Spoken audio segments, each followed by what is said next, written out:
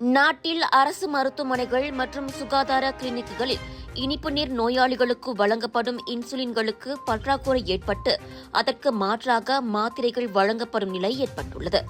இனிப்பு நீர் நோயாளிகளுக்கு கிளினிக் கசியாத்தான் என்று அழைக்கப்படும் சுகாதார கிளினிக்குகளில் 3 மாதத்துக்கு ஒருமுறை அவர்களின் சுகாதார அட்டையை காண்பித்து இன்சுலின்களை பெற்றுக்கொள்ளும் முறை அமல்படுத்தப்பட்டு வருகிறது.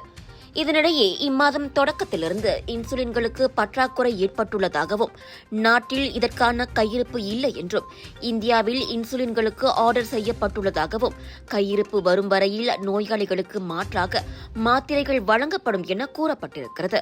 இதற்காக மருத்துவர்கள் நோயாளிகளை ஒரு சிறப்பு அறையில் பரிசோதித்து அவர்களின் உடல் நிலைக்கு ஏற்றவாறு மருந்துகளை எழுதித் தருகின்றனர். இது தொடர்பான சுற்றறிக்கை ஒன்றும் ஸ்லாயாங்கில் இயங்கி வரும் சுகாதார கிளினிக்கின் பார்மசி அருகே ஒட்டப்பட்டிருப்பதையும் இந்நிலையை எதிர்நோக்கிய நோயாளி ஒருவர் வணக்க மலேசியாவிடம் தெரிவித்திருக்கிறார். இது தொடர்பாக வணக்க மலேசியா சுகாதாரத்துறையை தொடர்பு கொண்டு வருகிறது. இது குறித்த மேல் விவரங்கள் கூடிய விரைவில் அறிவிக்கப்படும்.